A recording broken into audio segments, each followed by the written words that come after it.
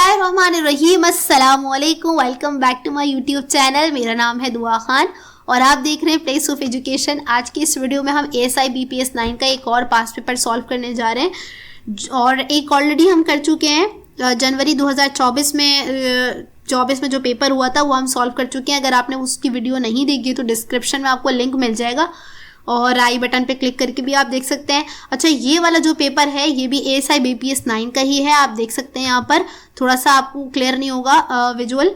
अच्छा, ये हुआ था 30 अप्रैल 2024 को एंटी करप्शन डिपार्टमेंट के लिए। तो ये इसमें 50 MCQs हैं, ठीक है। टोटल 50 MCQs हैं। सेम पैटर्न है जैसे कि हमने पहले डिस्कस किया था उसके अकॉर्डिंग।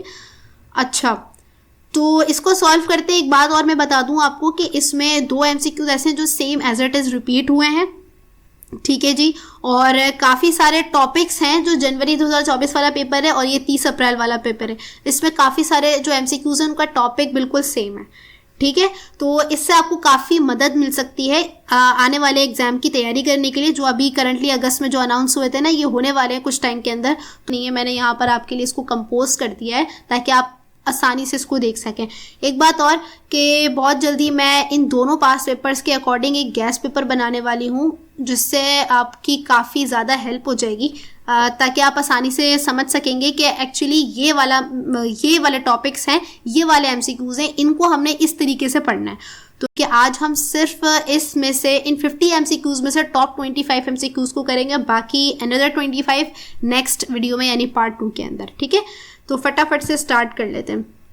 पहला सवाल है, what is the correct plural form of analysis. Analysis एक सिंगुलर है, इसका जो प्लूरल है वो क्या होगा?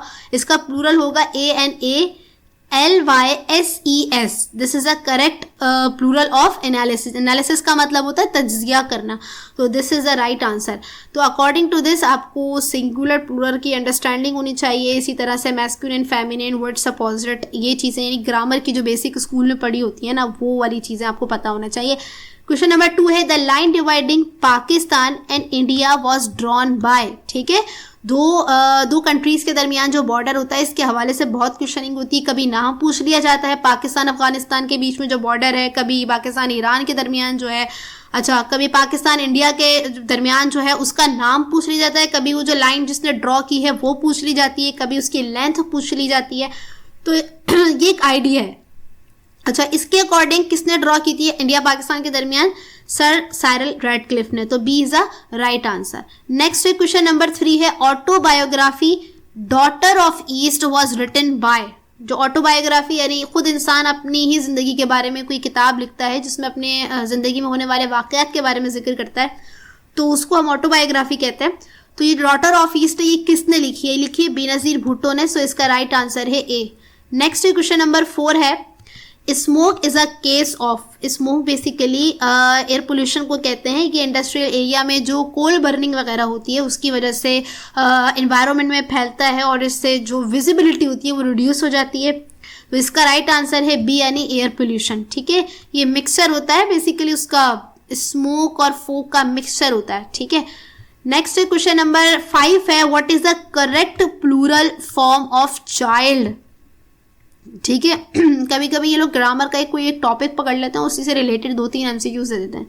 बहरहाल चाइल्ड का जो प्लूरल है वो है चिल्ड्रन, यानी डी इसका राइट आंसर है। नेक्स्ट क्वेश्चन नंबर 6 है, Angel Falls is the world tallest waterfall, it is located at. तो ये जो एंजल फॉल्स है, जो टॉलेस्ट वाटरफॉल है, ये कहाँ पे है? ये है वेनेजुला में। Venezuela is a country which is in south America, ठीक है।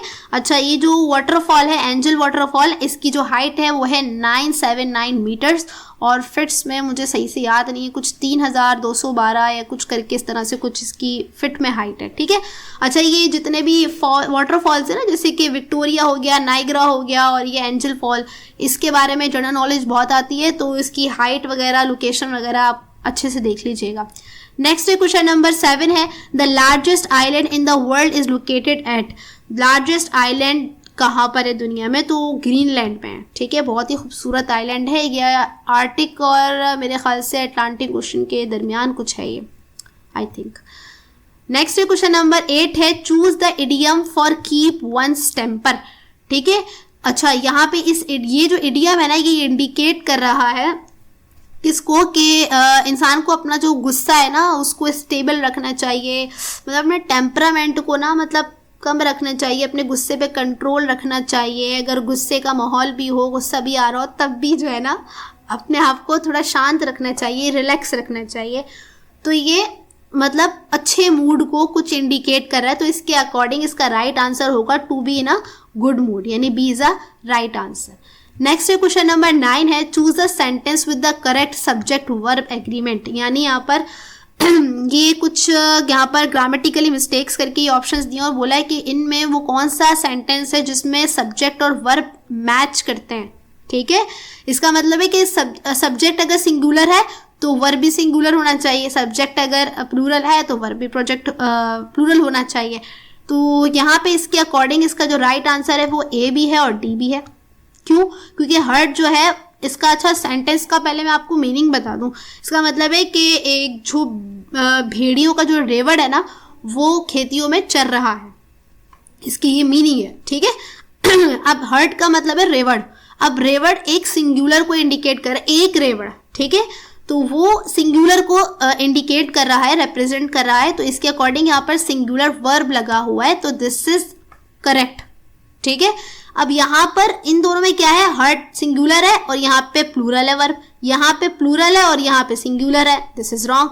अब यहाँ पे क्या है, यहाँ पे हर्ट्स आपका प्लूरल है और यहाँ पे भी ये आपका वर्ब क्या है, प्लूरल है। तो इसके अकॉर्डिंग मुझे तो दोनों आंसर सही लग रहे हैं। नेक्स्ट क्वेश्चन नंबर 10 है, choose the sentence with the correct subject verb agreement. Same concept है, ठीक है, बस यहाँ पर सेंटेंस चेंज किया हुआ है, सब्जेक्ट और वर्ब एग्री होना चाहिए, मतलब सेंटेंस में मैच होना चाहिए, मिसमैच नहीं होना चाहिए कि सब्जेक्ट आपका सिंगुलर है और आपका वर्ब प्लूरल है, इस तरह से नहीं होना चाहिए। तो यहाँ पर इसके अकॉर्डिंग इसका जो राइट आंसर है वह है सी। अब वो कैसे देख लेते हैं, यहाँ पर क्या है, every student in the class has completed the assignment. ये जो आपका एवरी है ये हमेशा सिंगुलर सब्जेक्ट के साथ यूज होता है। ये बेसिकली ये दिखाता है कि हर एक शख्स या कोई एक चीज़ इंडिविजुअली देखी जा रही है, इस वजह से इसके साथ यहाँ पर हैज़ वर्ब इस्तेमाल होगा। ठीक है जी, ये इसका करेक्ट वर्ब है क्योंकि ये एक सिंगुलर वर्ब है, हैज़। ठीक है, अगर सेंटेंस में स्टूडेंट्स होता, सिर्फ स्टूडेंट्स होता, यहाँ पर भी है वो तो बी ऑप्शन के अंदर स्टूडेंट्स, बट ये एवरी जो है वो हमेशा सिंगुलर सब्जेक्ट के साथ यूज होता है, तो यहाँ पर ये ज़बरदस्ती इसको लगाया गया, तो ये जो है ना करेक्ट नहीं है। तो इसके अकॉर्डिंग जो इसका जो राइट आंसर होगा वो होगा सी, क्योंकि एवरी जो है वो हमेशा सिंगुलर सब्जेक्ट के साथ लगाया जाता है और इसके साथ सिंगुलर वर्ब यूज हुआ हुआ है which is has. So this is a right answer. ठीक है, आप इसको यहाँ पे पढ़ सकते हैं, ये आपको यहाँ पर ये देखें आप, ठीक है, ये देखें, ठीक है, एवरी हमेशा सिंगुलर सब्जेक्ट के साथ लगता है। बहरहाल नेक्स्ट पर आ जाते हैं। क्वेश्चन नंबर 11 है, the Arab league summit 2023 was held in. जो अरब लीग समिट हुई थी 2023 के अंदर, ये कहाँ पर हुई थी, ये जिद्दा में हुई थी, यानी सऊदी अरबिया में हुई थी। तो इसका राइट आंसर है ए। नेक्स्ट क्वेश्चन नंबर 12 है, sir Syed Ahmad Khan became chief जज in the year. Sir Syed Ahmad Khan chief जज जो बने थे वो कौन से ईयर में बने थे, तो वो इट वाज इन 1846 में। ठीक है, तो इसके कई सारे नेट पर अगर आप सर्च करेंगे, गूगल वगैरह करेंगे, बुक्स वगैरह में देखेंगे, कहीं 45 है, कहीं 46 है, बट ज़्यादातर रिसोर्सेज के अकॉर्डिंग इसका राइट आंसर है 1846। ठीक है, नेक्स्ट क्वेश्चन नंबर 13 है, what is the official language of Brazil. Brazil की ऑफिशियल लैंग्वेज क्या है, तो पुर्तगीज इसकी ऑफिशियल लैंग्वेज है, ये Portuguese.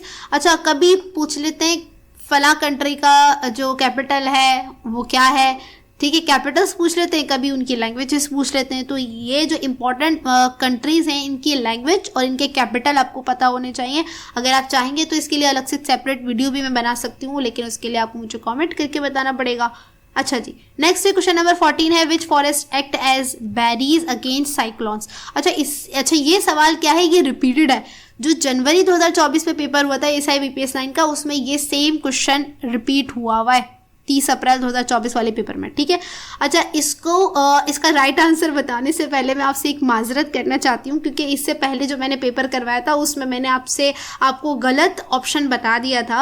It was my mistake, इसके लिए आई एम रियली सॉरी, मुझसे गलती हो गई थी। बट यहाँ पर इसका जो राइट आंसर है वो है मैंग्रोव फॉरेस्ट। ठीक है, ये बेसिकली साइक्लोन्स के अगेंस्ट काम करते हैं, एक्ट करते हैं।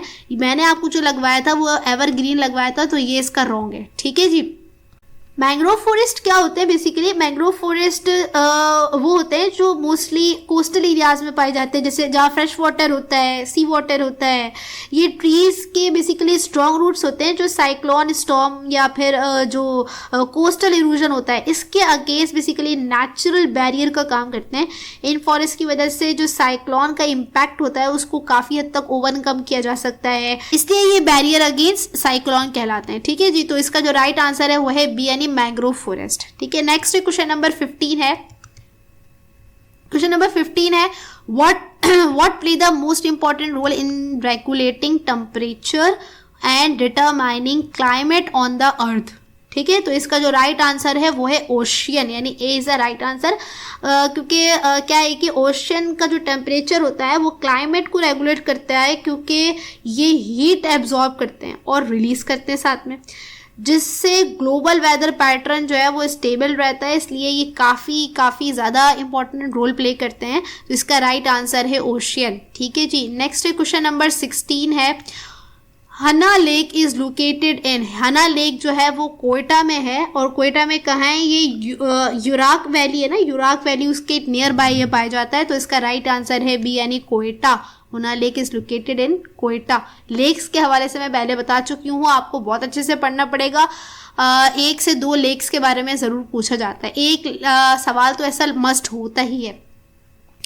बाकी नेक्स्ट क्वेश्चन नंबर 17 है। World largest salt mine in Sifto salt mine, it is located at, जो लार्जेस्ट सॉल्ट माइन है जिसका नाम है सिफ्टू सॉल्ट माइन, ये कहाँ पर है? ये है कनाडा के अंदर। ठीक है, तो ये कनाडा में है, इसका राइट आंसर है बी। नेक्स्ट क्वेश्चन नंबर 18 है इस वीडियो का, जो कि एक इंग्लिश का क्वेश्चन है, ग्रामर का, फिल इन द ब्लैंक्स है। Ali must have the dash to stick to his diet if he wants to lose weight. अगर अली को अपना वेट लूज करना है, वेट कम करना है, तो उसको अपनी डाइट को लेके स्टिक होना पड़ेगा। ये इसका कॉन्सेप्ट है, ये इसकी ट्रांसलेशन है। तो अकॉर्डिंग टू दिस इसका राइट और सूटेबल आंसर है डिटर्मिनेशन।